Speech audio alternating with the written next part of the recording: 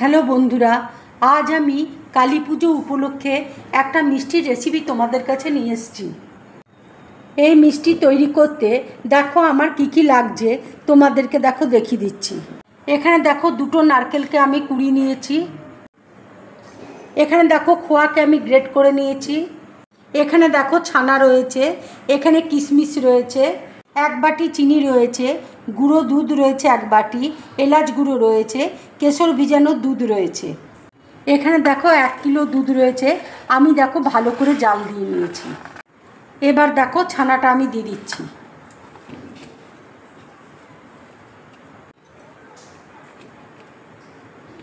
নারকেল কোড়া আমি দিয়ে দিচ্ছি। নারকেল কোড়া দেখো দিয়ে দিলাম।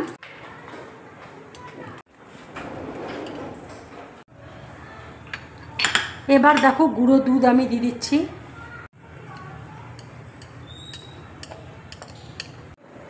এবার দেখো খোয়া আমি দিয়ে দিচ্ছি।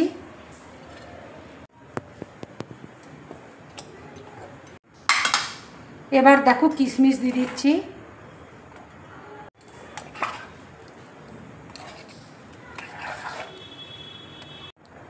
কেশর ভিজানো দেখো দুধ আমি দিয়ে দিচ্ছি।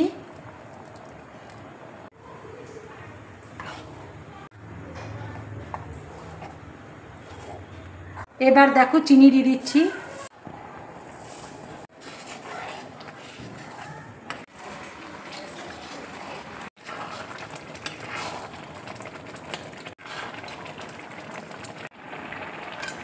এইভাবে মিষ্টি বানিয়ে তোমরা ঠাকুরকে ভোগে দেবে। এবার দেখো কাজু গুঁড়ো আমি দিয়ে দিচ্ছি।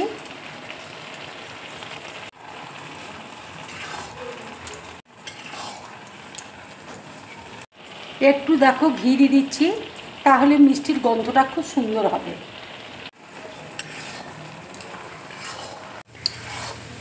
মিষ্টিটা দেখো হয়ে এসছে। মিষ্টিটা দেখো হয়ে গেছে। এবার আমি গ্যাসটা অফ করে দিচ্ছি।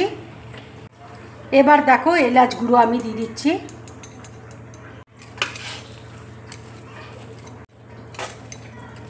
ঠান্ডা হলে দেখো আমি মিষ্টিগুলো তৈরি করে নেব। হাতে দেখো ঘি বুলিয়ে নিয়েছি। এবার আমি মিষ্টিগুলো দেখো তৈরি করে নিচ্ছি। এবার দেখো নারকেল গুঁড়োটা আমি কোট করে নিচ্ছি।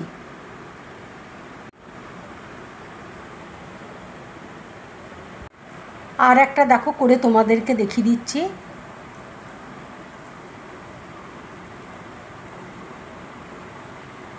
এবার দেখো নারকেল গুঁড়োটা আমি কোট করে নিচ্ছি।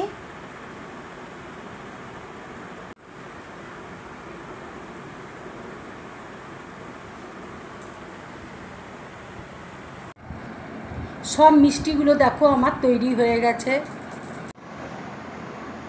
যদি এই মিষ্টির রেসিপিটা তোমাদের ভালো লাগে তাহলে লাইক করবে, শেয়ার করবে আর ড্রিম ব্লগ চ্যানেলটাকে সাবস্ক্রাইব করবে। তোমরা বেশি করে কমেন্টস করবে, তাহলে আমার খুব ভালো লাগবে। নমস্কার।